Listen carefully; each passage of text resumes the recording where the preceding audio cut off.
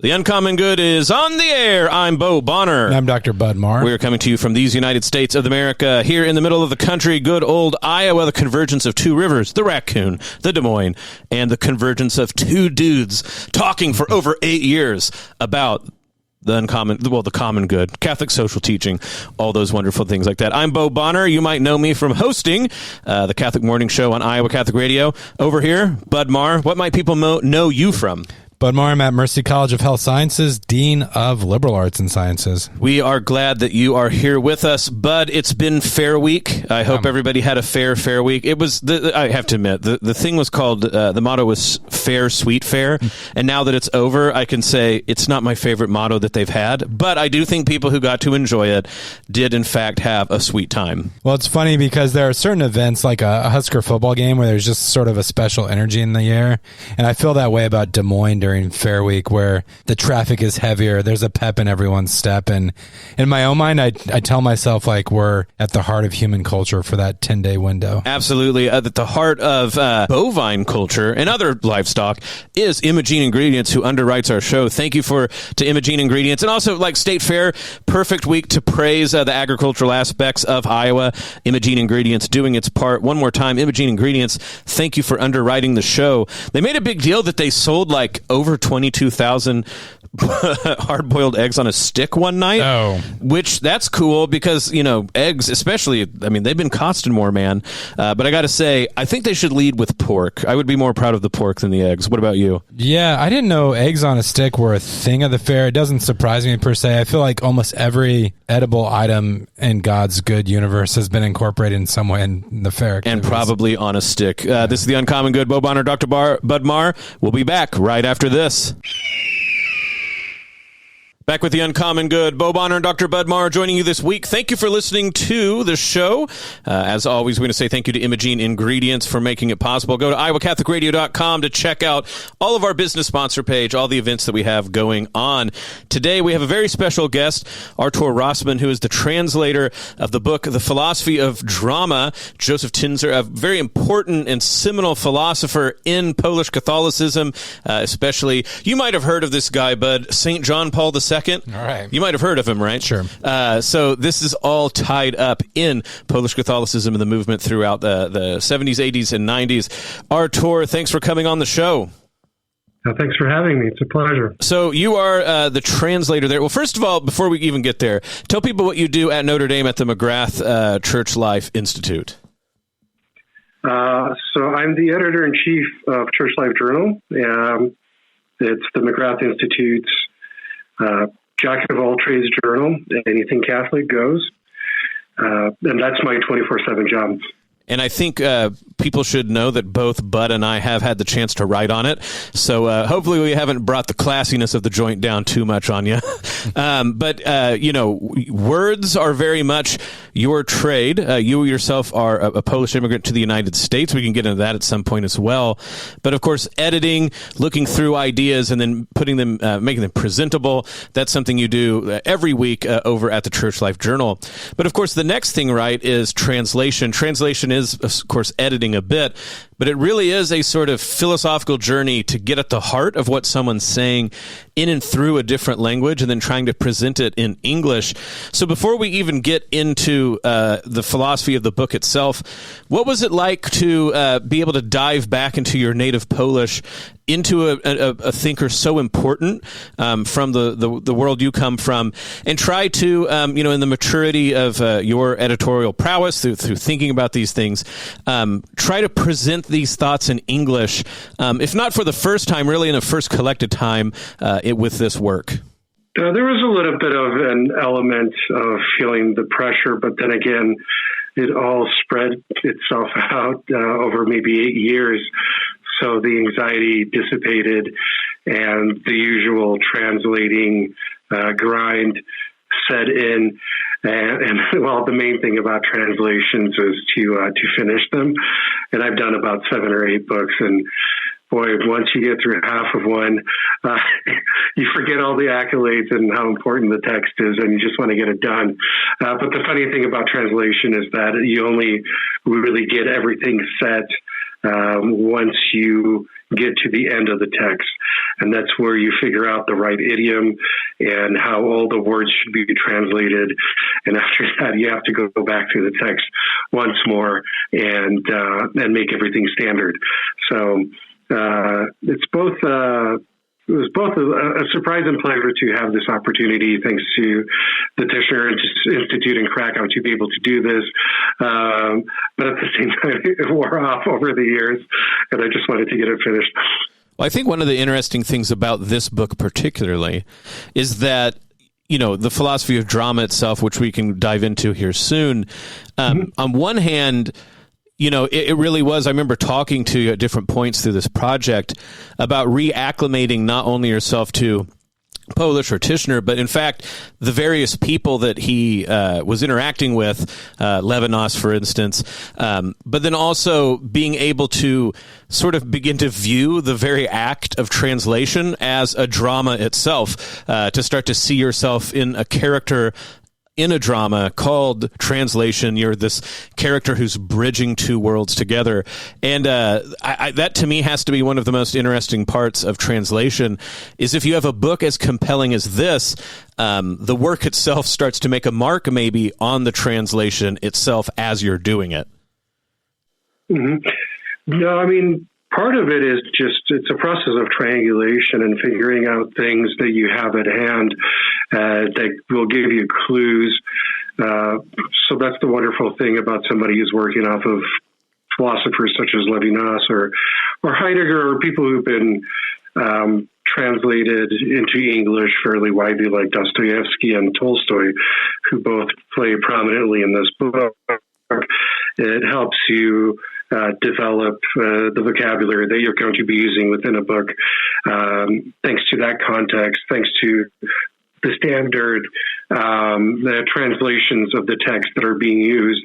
And as with any philosophy book, you get fairly large blocks of text, and then you go, oh, hey, this is a wonderful signpost of how to deal with this particular word. Or actually, this is a strange phrase that this particular philosopher uses, and then it turns out that Tischner also does the same thing. So it's a little bit of like a treasure hunt.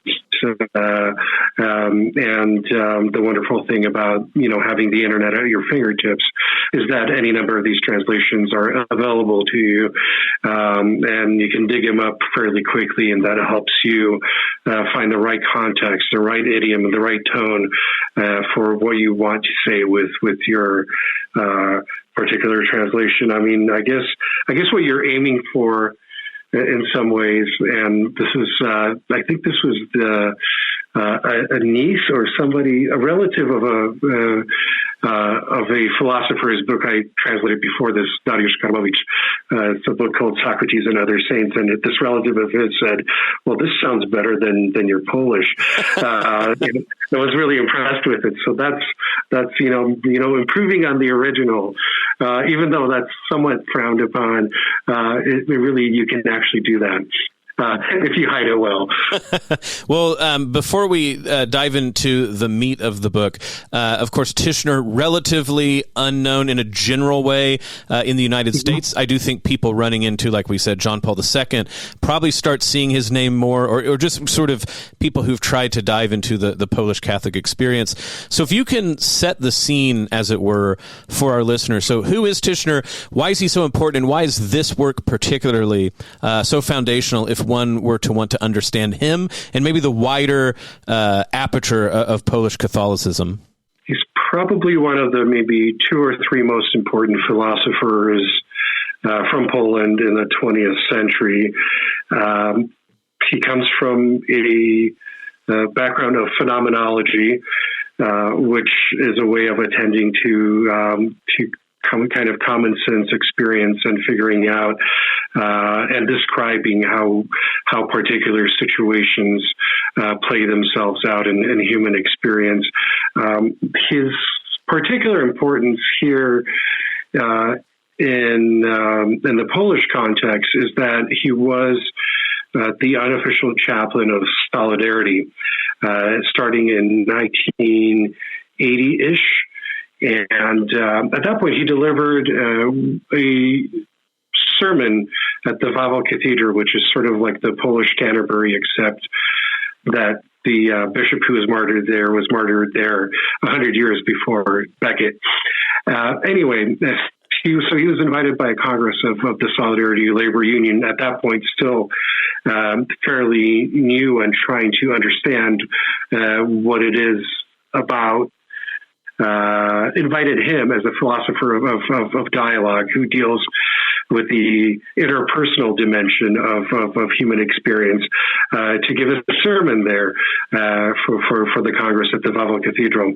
And this became the backbone to a collection of writings that were later translated into English. So that might be the one place where potentially American readers, even maybe on a popular level, if they knew or were interested in solidarity, they might have run across the spirit of solidarity.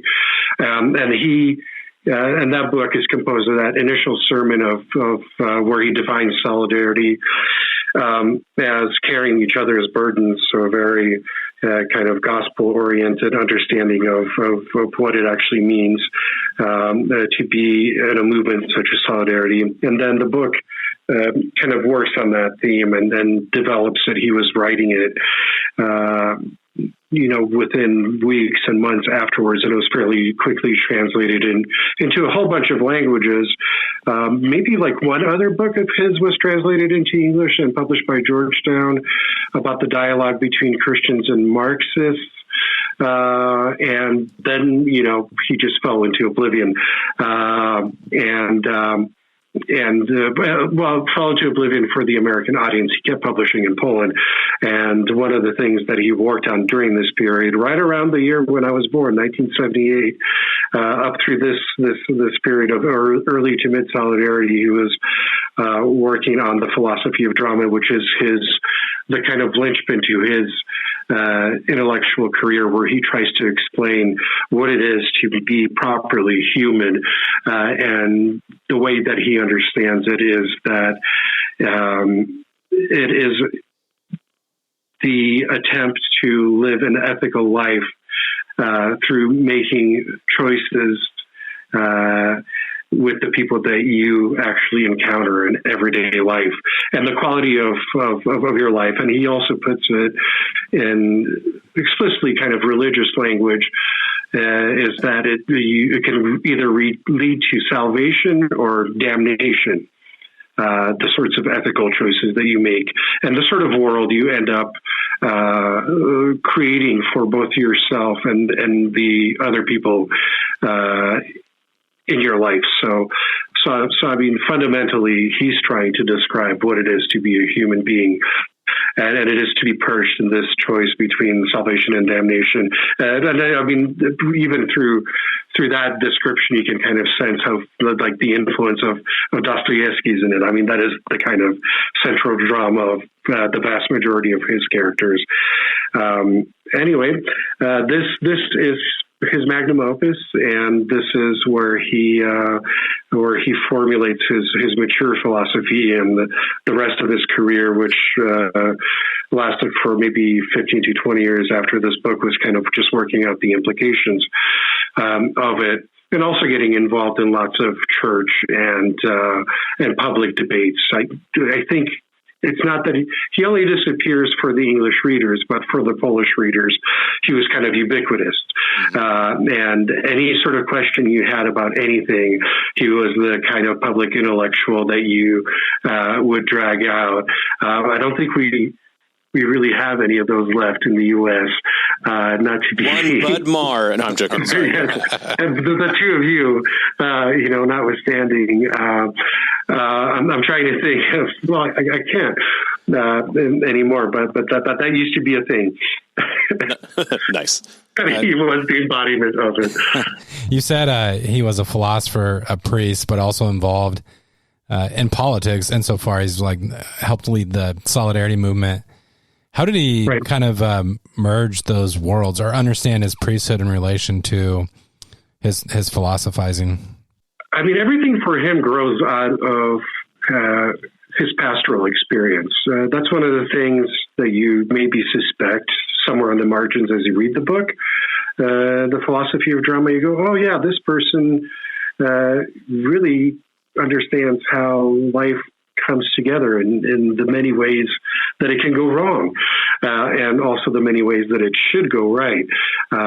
So you have that suspicion. It's not clearly formulated, something that you would get through reading any number of his biographies in Polish was that he was his philosophical work was part of his work with this wider group of people, both his parishioners, but also intellectuals and people involved in politics. But again, it's not like party politics, really. Yeah. It's more of a politics in the classical sense of trying to figure out how to live in a polis together. Poles living in a polis. I just wanted to throw that out. Yeah, well, it was trying to figure out how Poles should live in a polis. So there isn't that kind of division in between those domains that you might traditionally find in most philosophers. He's not a kind of ivory tower philosopher. Even just to get a sense for how much of an engaged person he was, he actually taught at the theater school in Krakow, and he would teach students. And actually, that was his way of experimenting because it allowed him to have a kind of a less rigorous and more adventurous presentation of thoughts. He would just kind of bounce ideas off of his theater students, and a lot of that went into this book as well. So you have the arts, you have something like politics classically understood, then you have philosophy in general, and I mean phenomenology, starting with Husserl and in the failed experiment of Heidegger, it was always a social philosophy. And then finally, going even further back with Tishner, it all grows out of his concern for people as a pastor and the contemporary issues that they have to address and ask questions about the gospel through the filter of a very difficult, historical situation under communism in Poland. Yeah, I think about how with the Greeks, actually theater and politics were very much tied together. That philosophy sort of, it's why you have someone like Aristotle doing the Poetics, because the sort of dramas that they staged were sort of a practice in the virtues of a polis, like you said, like a city and living together. But I have to say, it's probably easy for an American Catholic running into Polish Catholicism to think all of you must be playwrights who are constantly in the theater, right? We have a philosophy of drama here. Everybody famously knows that John Paul II was part of a dramatic, that's what he wanted to be, was an actor and things like this.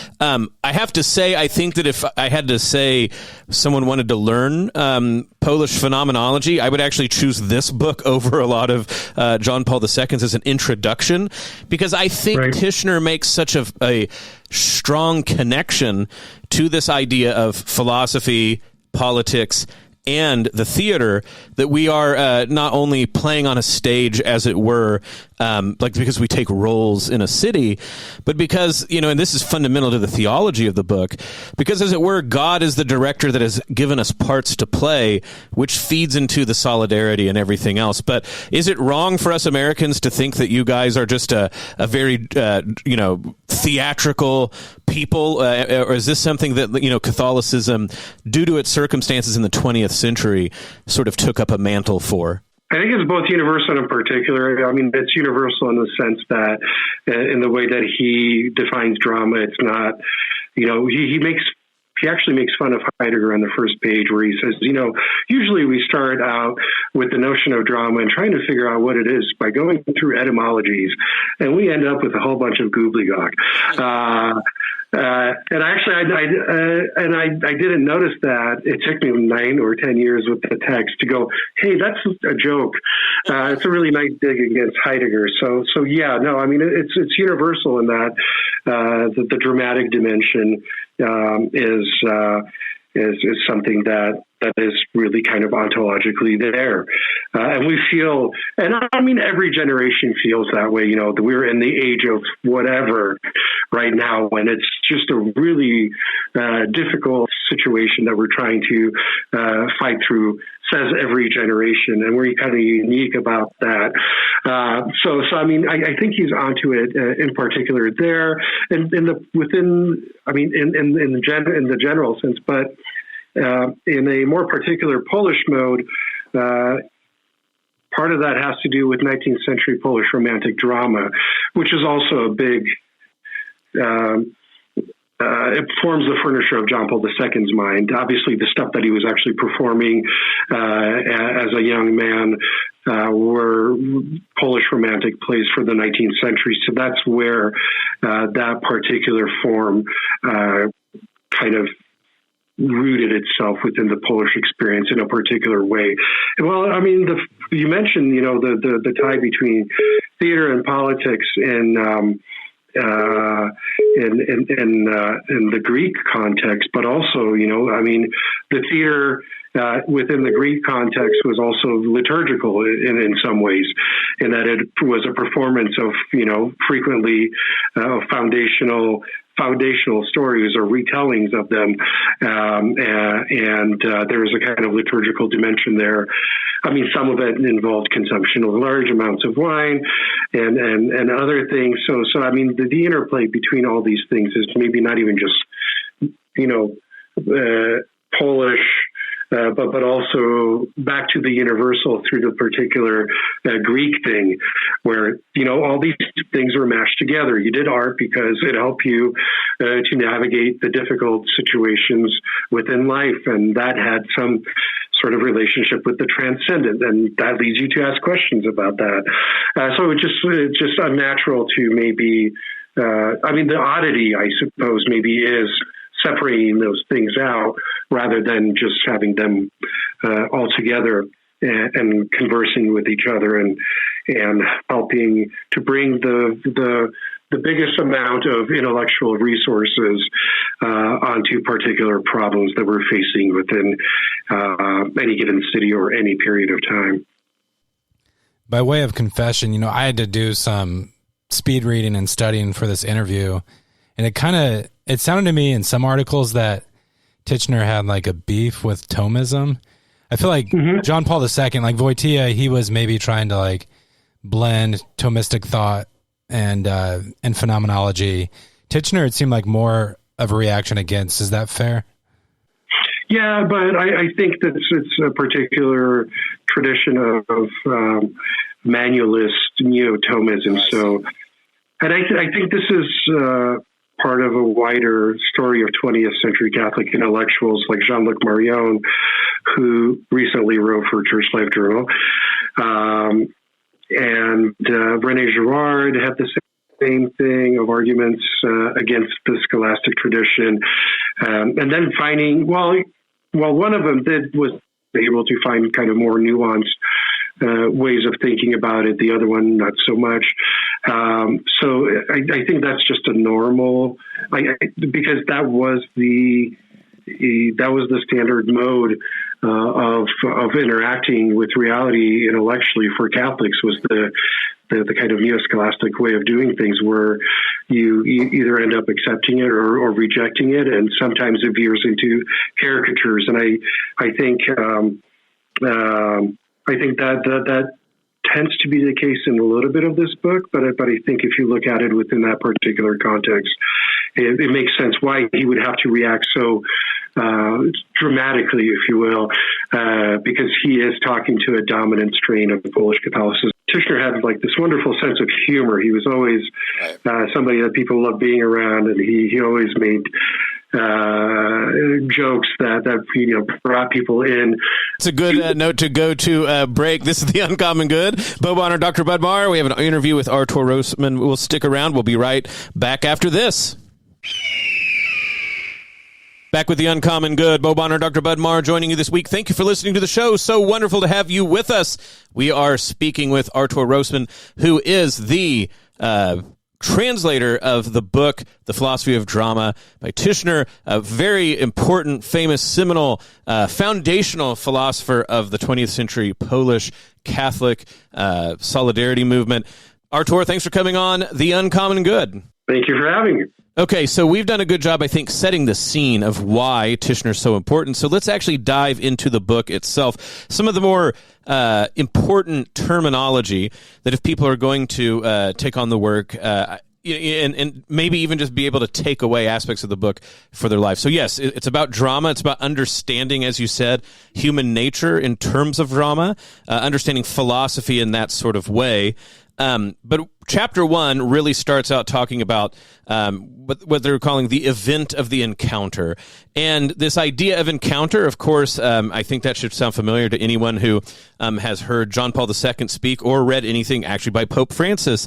But for Tishner, there's a philosopher named Immanuel Levinas, and we don't have to sort of rehearse everything about his philosophy.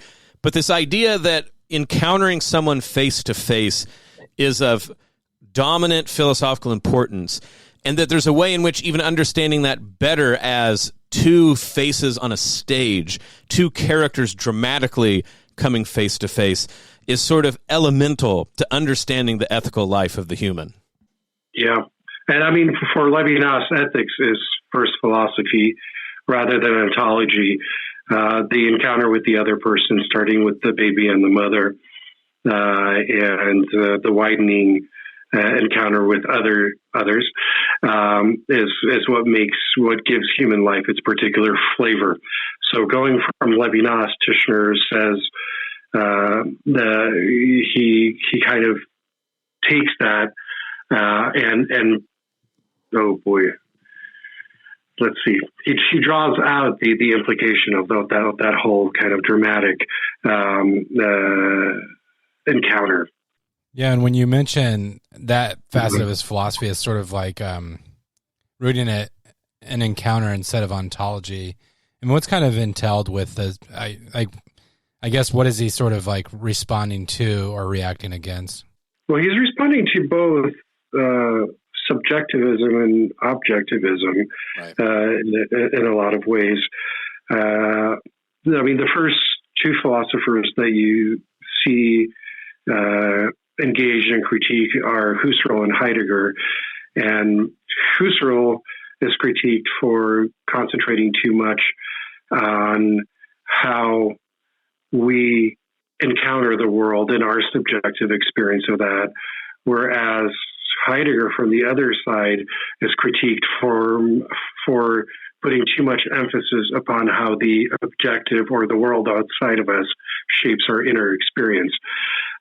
So in both of those philosophies, the emphasis is upon how a particular person deals with objects, and what Tishner, along with Levinas, point out is that, well, it's actually the ethical encounter that we have to deal with.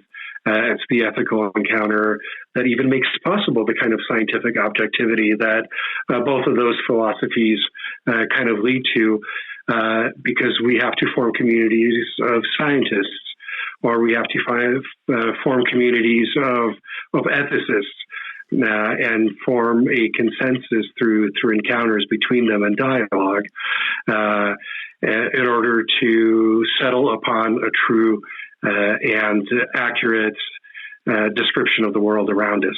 So that I mean, even on that kind of fundamental level, that is why the ethical for both him and Levinas was also important for John Paul II, extremely important, and is so fundamental. It's because it's not that we want to ignore the objective world outside of us, but there is something kind of prior to that makes our encounter with the world possible. It's the mediation of language that was there and that was given to us through encounters with our parents and our teachers and our families, that makes any other kind of endeavor possible. So that more or less is how that works itself out. Yeah, it's interesting because, I mean, ultimately, right, the encounter with the objective world is, I think, for Tishner, an encounter with, if not the face of God, like a mask, as it were, that God wears, not to get too technical on that one.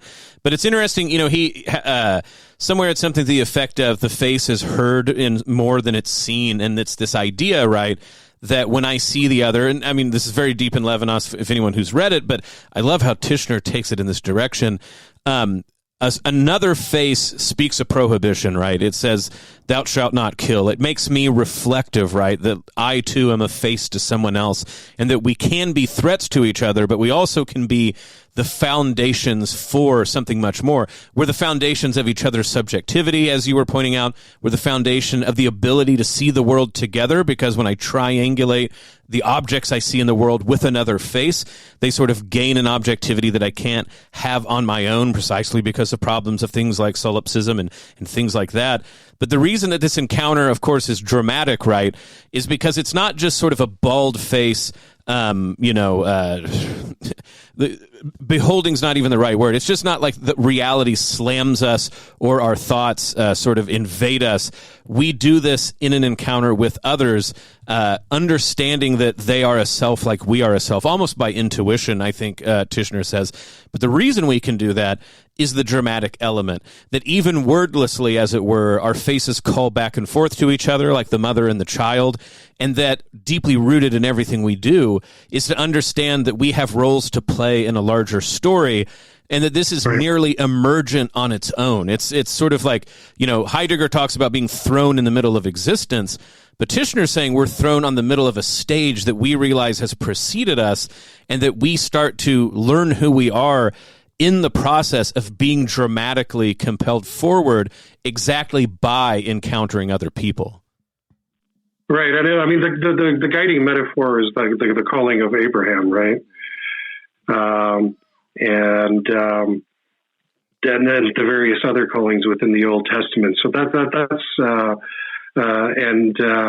and he uses a nice distinction that I think it's not footnoted, but I'm pretty sure you got it out of Eric Auerbach's Mimesis, between the Odyssey being the kind of a story of returning to what was already yours, maybe seeing it slightly differently on the second take, but it's still, the same people and the same land. Whereas biblical callings take you out of your own homeland into a place where you don't know where you're going. It's transcendence rather than this kind of imminent return to what's familiar, and that's what we are called for into a promised land of sorts. And then, of course, it is a dramatic philosophy because we can fail. The promised land might end up being the condemned land, is how he more or less puts it. There are any number of ways that can fail, and he has some nice. And really just to take it down maybe, and that's a great thing. There's this kind of interplay between high abstraction and then very particular examples. He talks about the home, the school, the workplace, the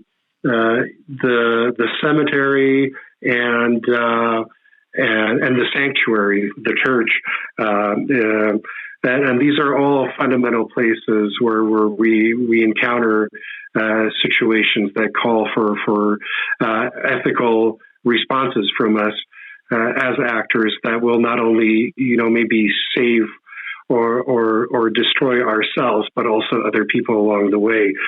And that this is kind of inescapable. Whether you want it to be or not, this is a fundamental structure that characterizes the drama that is human existence. And that's how you become the character within the drama. And that's how you build yourself, is by integrating yourself within these particular stories. And when it happens badly, he talks about the workplace as watching Severance kind of reminds you a little bit of what he's talking about, where it can become a form of torture and self-alienation if done in a bad way. I mean, same with school; it can be a place of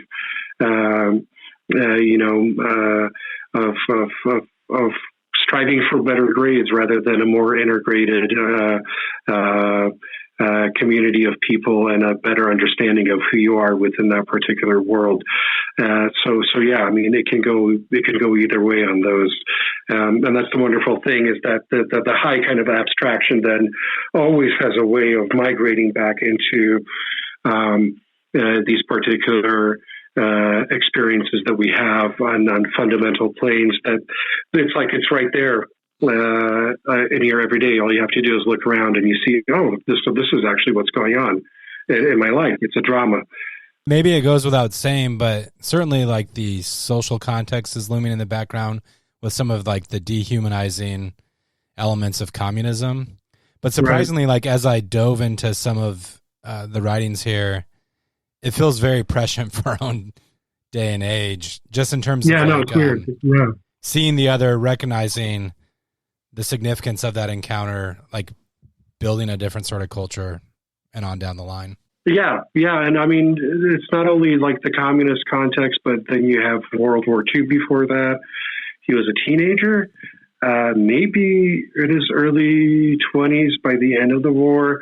Then you have before that, an interwar period, which was kind of rocky for Poland. And then before that, you have 123 years of the country being divided up by 3 different neighboring countries. So I mean, the kind of drama of the whole thing, stretches beyond just communist oppression and things going wrong within that context. And I think it is because of that long durée of the history that's forming the background of this book, that helps him think in terms of human experience. There's been enough examples that he's able to draw from historically to be able to then extrapolate something that applies to the human in general, the lives of anybody really. And I mean, it can get uncomfortable reading this book. My most uncomfortable moment is where he says, and it's a part of a really great and I think original reading of Dostoevsky's Crime and Punishment, where he says that Raskolnikov is trying to really throw off the guy who's on his scent and create this world of illusions, where he's trying to convince him that he's not the murderer, and then he has to ask him, whether he actually believes him, whether he respects him. And so uncomfortably enough, I had a family member who, was also given to lying and constructing alternative worlds for us to inhabit. And then this particular person would actually use that particular vocabulary of, do you respect me? And then just because the liar needs to be, if they do command respect from the other person, that means that the lie is still holding. Right. And that world constructed out of the lie is still functioning. So that's why they need to constantly, check on whether the illusion is still working. And you go, ooh, even right down to the very word of respect. You go, oh, that's really cool. No, and I mean, this gets right into chapter 2 and the centrality of reciprocity.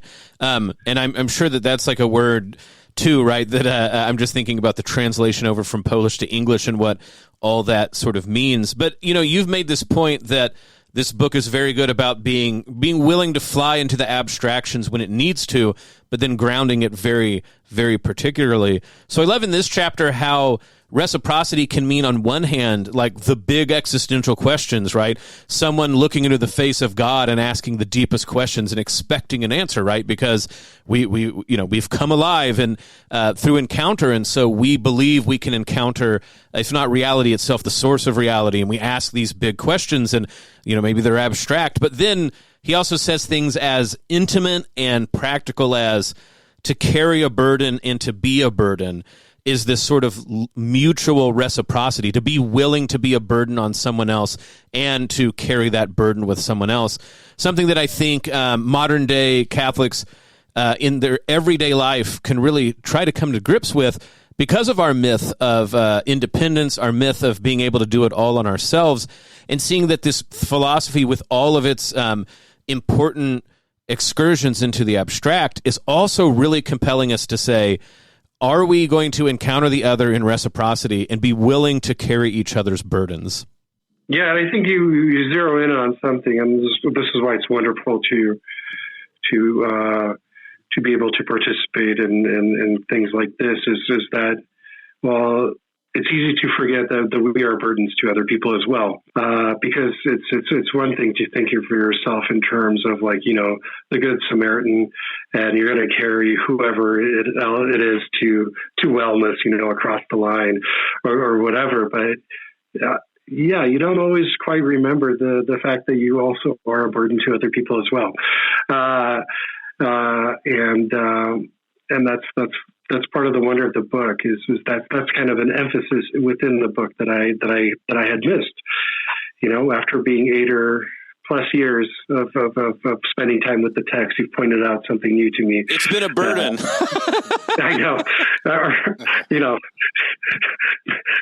not to veer into other things. Well, it seems like evil figures largely in Titchener's philosophy.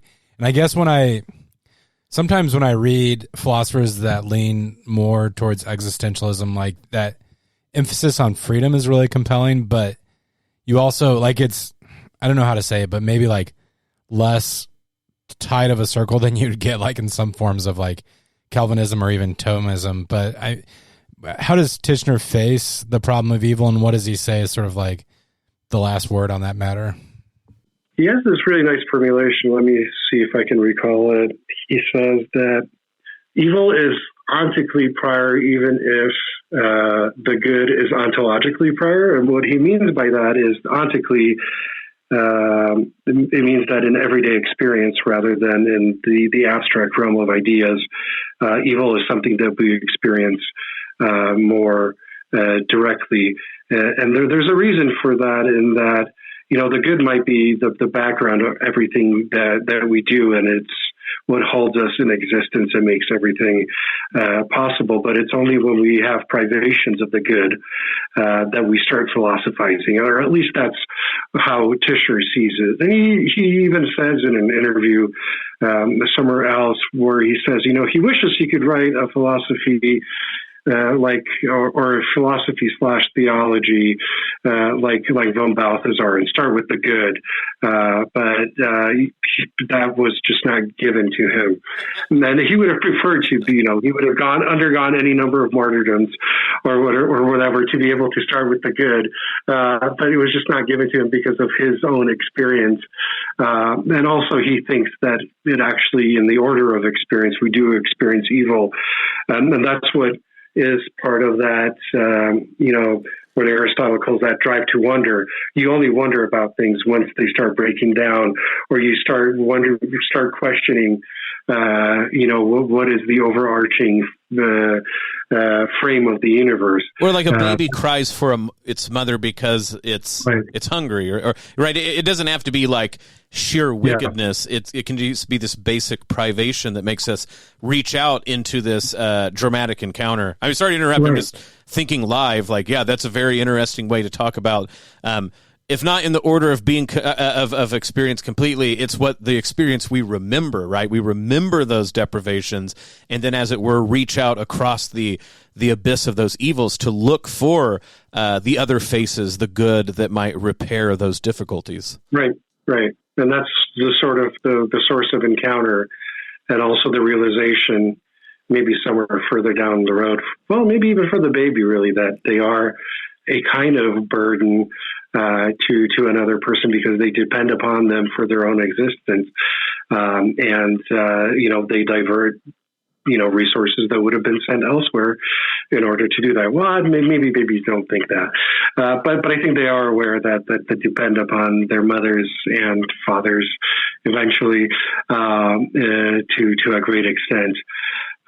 even if they try to pretend once they become teenagers that is in fact not true. Well, I mean, there's a real way. Delve into my personal experience. Right. There's a real way. Name. In a very real way. That's nice. There's a real way, of course, where the goal is sort of to be a beautiful burden in this regard. And so this is the last thing we probably have time for. We've got about 3 minutes left.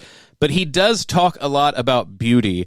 And I have to say, there is a way, and I'm not trying to call aspersions on anyone, but, you mentioned von Balthasar, and you mentioned sort of the aesthetic Catholicism, even Benedict the 16th, that beauty and its role in theology kind of has gotten a lot of airplay, as it were, in American Catholicism, and rightly so.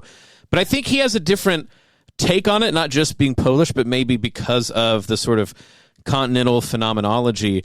Can you quickly talk about how beauty in his sort of understanding of the aesthetic sense plays a role in things like evil, the encounter, reciprocity, etc.? But in 3 minutes, 2 minutes now, actually. Well, I mean, you have the episode from Tolstoy's Anna Karenina there, of one of the characters just being absolutely gobsmacked by a woman that he's fallen in love with, and he totally loses the context of both his own life and her own life. Yeah, and she becomes a kind of idol for him, and it's only through a laborious process of several hundred pages of written text that he finally is able to break through those things. So yeah, I mean, even with something like beauty, things can go a little bit awry.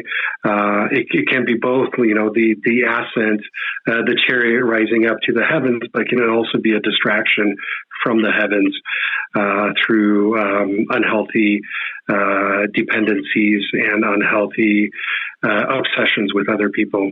No, I think that's a bridge between, like we talked about, the abstractions and also the practical level at which this works. Artur, this has been a wonderful conversation. So real quick, before we let you go, can you one more time tell people about the book, tell people where they might find it, and then, of course, point to the wonderful work you're doing over with the McGrath Life Institute? The Philosophy of Drama is a book by Józef Tischner. It is his main work of philosophy. It was published by the University of Notre Dame Press in 2024. And you can actually find several essays now, including an excerpt from the book in the McGrath Institute's Church Life Journal, of which I am the editor-in-chief. Well, editor-in-chief, also great friend. Great to finally have you on the podcast. We've been planning for a long time.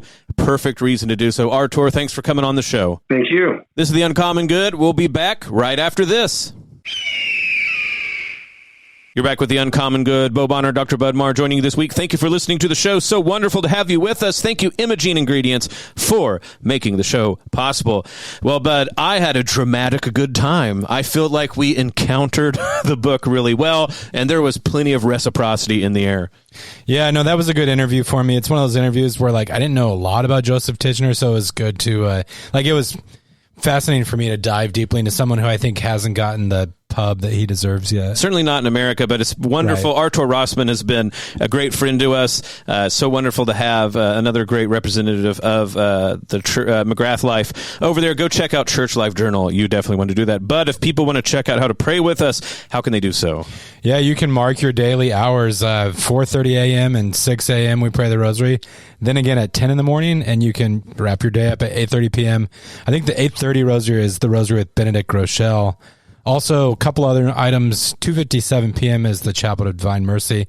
But you can access the Iowa Catholic Radio app to pray the rosary anytime, anywhere. If you go to iowacatholicradio.com, it's easy to see what we have going on. Of course, the fair wrapped up, like we said, that was the big one. I mean, I guess if you're listening on Saturday, I know we have a replay here, but you have one more day to go. But otherwise, we've been out there the whole time. It's been wonderful. The next big thing we have coming up, September 3rd, the Iowa Catholic Radio Men's Stag. I know that we also have raffle tickets on sale, $50 for one, $100 for three. I think it's for a $2,500 gift certificate at Shields. Just call 515-223-1150 or text 515-223-1150 or Deacon Mark at iowacatholicradio.com to get a chance to do that as well. Bud, wonderful show as always. Yeah, thanks for the opportunity. May Jesus Christ, the Prince of Peace, reign in our hearts, family, city, state, nation, solar system, galaxy, the whole kit and caboodle. This is the Uncommon Good, and we'll be back next week.